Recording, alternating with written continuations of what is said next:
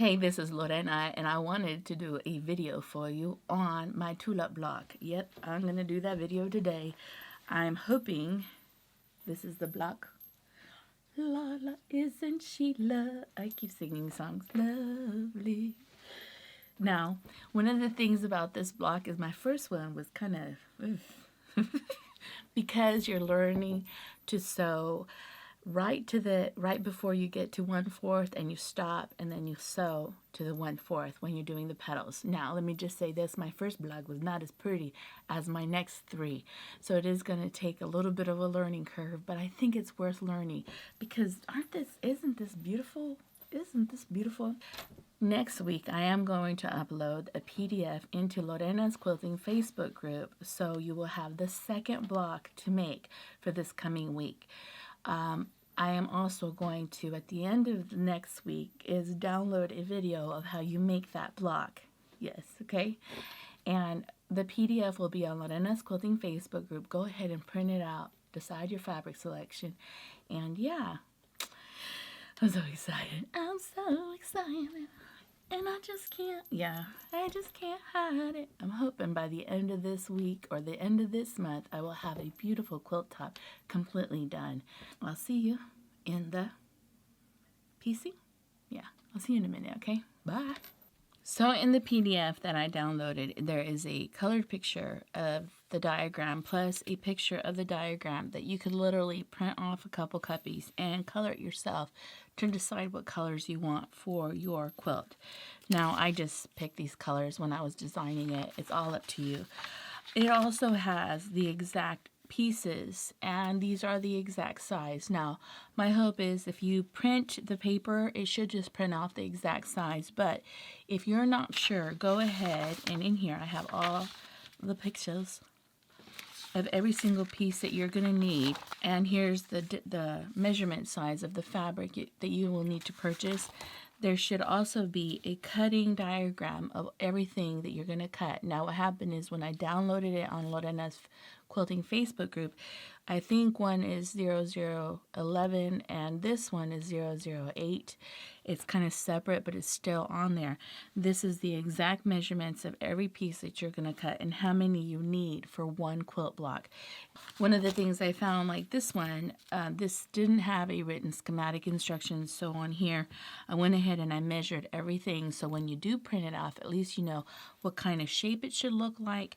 And all of my pieces were here was 6 3/8 and 2 inches on each side, 4, 4, and 1. Now, this area here needs to be at a 45-degree angle, so at every corner it should be 4 inches. Now, this will be the exact size of the block that you need, of the insert of where the tulip is going to sit. You're going to have to cut it and tape it so that you can get the exact measurement. So you see that I trimmed it and I pieced or taped it together, front and the back, just to make this nice solid piece. I went ahead and I used this template, but you don't need to use this template if you don't want to. Cut your fabric at, I believe it's 1 3/4, and do strips for yourself, and then cut in an angle at 2 1/2. Now, if you don't want to do that, which I had difficulty doing because, I don't know, this is new for me. I've never done these kind of angle cuts. I used this template to create the petals. But I also went to the store trying to find something that would help me to make it easier.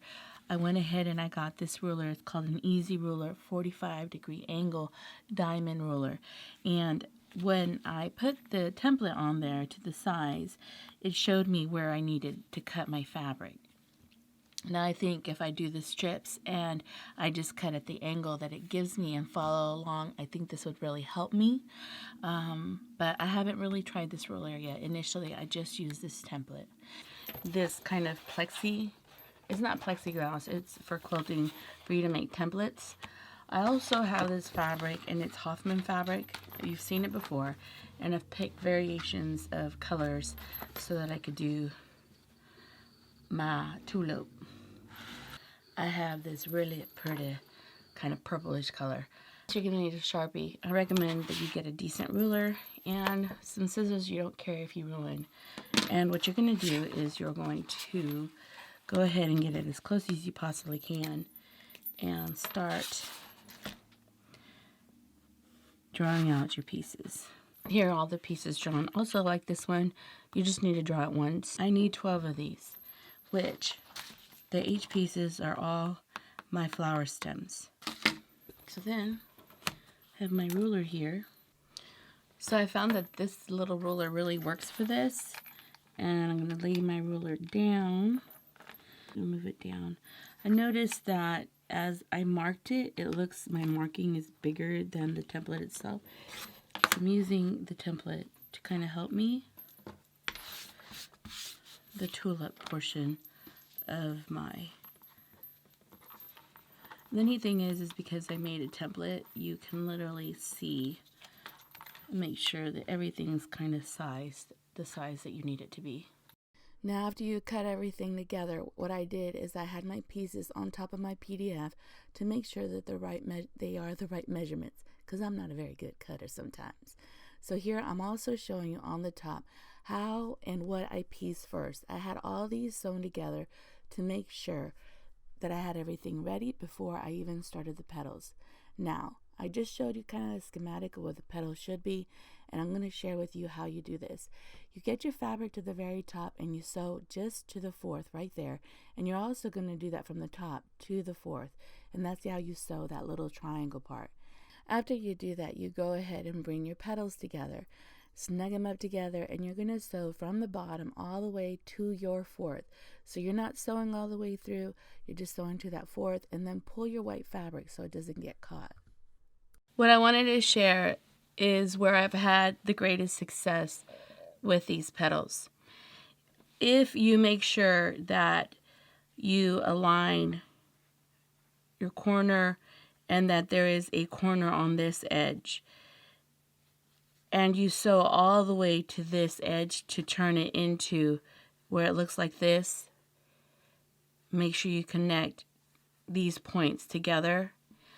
When you go ahead and sew this seam, I've noticed there is very little puckering.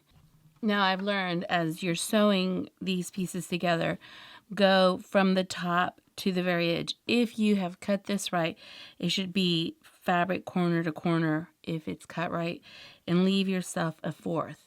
Just like you did this white piece, we're going to kind of recreate the same thing here. What I'm going to do next is I'm going to sew from the top to this. So I'm going to sew corner to the fourth. And I'm just showing you. And I like working from the top fabric, or this is going to be considered my top fabric like the white was. So you're going to go ahead and sew from the top and go to a fourth. Make sure you make a right angle here. Sew to the very corner. Here I'm showing you that I have a little bit of a space. I need to go back and sew that in, because if you get that consistent, you'll have less puckering. That they align just like this, and we're going to go ahead and sew. When you're sewing, pull this piece up, okay? So here you see I sewed right to the seam, and I'll show you what it looks like here. Right to the seam. I had to go back a little bit because my machine cut, and then I'm going to open it. If I sewed it right, there is a slight pucker. That means I went up too much, and I did go up too much because my machine, but it's soft enough that you don't see the puckering, and when I iron it, it should iron out. But if you get right up to this seam, you will not have any of that puckering. I've already done all my little blocks, but I want you to take in consideration some things you need to look at before you piece it together. One of the things you need to look at is, do you have a fourth of a seam allowance on every point of your blocks? And while you're here ironing anyway, you can fix this very easily by just unstitching a little bit and resetting the fabric and sewing it back. So while you're here, go ahead and make sure that you have a fourth. And the reason you want to, because when we put this together, you don't want to lose those points. I know, I'm real tough about those points.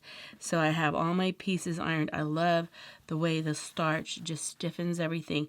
I recommend that you spray the starch and allow the starch to go ahead and soak into the fiber for like 2 minutes, and then start then iron it. The fabric will shrink in a little bit, and then as you start ironing, iron from the back and set all your seams in the position you want them to as much as you can.